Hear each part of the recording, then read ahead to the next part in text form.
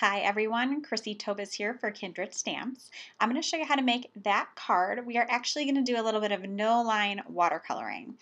So the way that I generally no-line watercolor is I stamp an image using some type of like a water-based ink. So I used some distress ink here and I used a lighter color.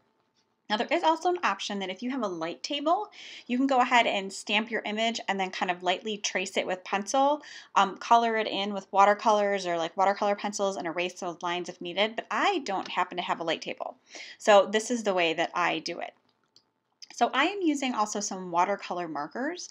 As I mentioned before, you can use like watercolor pencils or actual true to form watercolors. Now I prefer the markers when I'm doing the no line effect. And I say no line, but we do kind of cheat, right? Like there are lines on there because we have to be able to see what we're doing.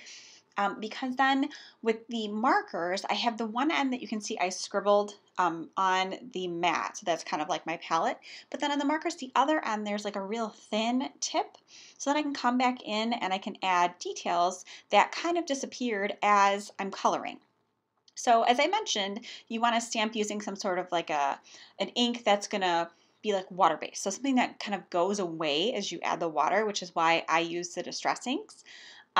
So as you're adding all these colors and stuff on, your lines do start to kind of disappear because that ink sort of washes away and works in with the water and the other colors that you're adding in. So you do lose a lot of that detail. So you can see I'm going in and I go back over the same thing over and over and over again. Hit it with the heat gun if necessary. But then at the end, you can use those, the thin side of the markers to add in those details that you did lose because the lines did disappear and they really did become no line.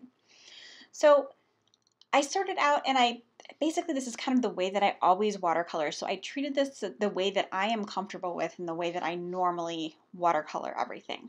I did a light wash. So a light wash is adding either just water or water with a real light color.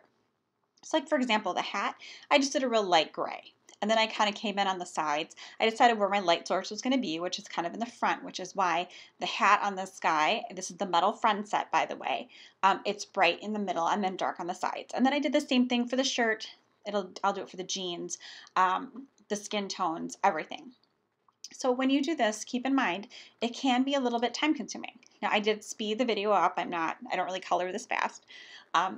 But you kind of have to go back and forth over and over again to get that desired watercolor look. And that look that we all love with watercoloring, I mean, it's layer after layer. So here you can see this is what I'm talking about where I added the detail in.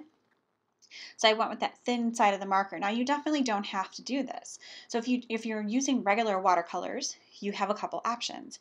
You can come in with a really thin brush after the fact and add in the details if they're needed, or you can come in with some sort of a marker after everything is 100% dry. So like for the eyes, maybe like the tongue, stuff like that, things that you definitely want to show up because the eyes, you have to kind of redraw those back in.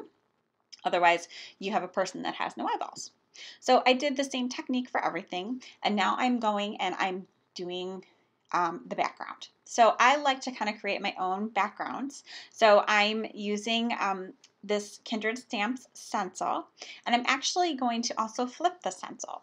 So I'm doing one side with kind of like this yellowy color, and then I'm going to do like kind of like a cross hatching. So I'm going to flip the other side. I'm going to use a red color. And I use some tape to secure it down. So I'm going to secure my card base down to my stencil. And then I'm going to secure my stencil down to my surface. So that way nothing moves. And I'm still holding it with my fingers as well.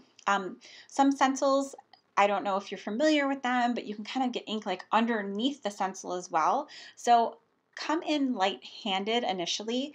Remember, you can always add in more color after the fact, but it's a little bit harder to take it away. So try not to be heavy-handed. I have a paper towel off to the side here where I'm kind of like tapping it off just to make sure I don't come in with too much ink initially. And now to kind of soften everything up because that white just seemed really kind of harsh and it didn't seem right, I'm going to add some of this yellow in around the whole thing. So after that, I'm going to add a little red over it too. And then I'm going to create continue creating my custom background, I should say. So I'm going to use some of the sentiments from the Metal Friends stamp set, and I'm doing what's called the stamp off technique. So I've got a gray ink, and then I have a scrap piece of paper. So for some of them, not all the images, like that excellent, I kept it nice and dark. I stamped off an extra one on there, so then it was nice and faded. When I came in, I stamped on my extra card base, or on my actual card base, I should say. So some of it's darker and some of it's lighter. I just thought it was like kind of a fun play, especially with the background being crisscrossed and everything like that. Now the You Rock, I came in with black ink. That I definitely wanted to show up. And then just to add some interest to the card, I actually cut it, I kind of split it apart, and I cut out some of the pieces and then putting it back onto my actual card base like that. So it's just something a little bit extra you can do sometimes with your cards. If you don't just want like a regular, card base on there with your image and your sentiment, you can kind of do fun stuff like this where you kind of split up your background. So here you can see the finished piece. So don't be discouraged if you start no-line watercoloring and it takes you a couple tries. It really is something that you need to practice. So as I said before, kind of start out with that light wash and then just keep adding color. Practice off to the side. Don't get discouraged. It does take practice. So I'd love to see what you create. So make sure that you use #KindredStamps, and we'll see you out in Blockland. Have a great day.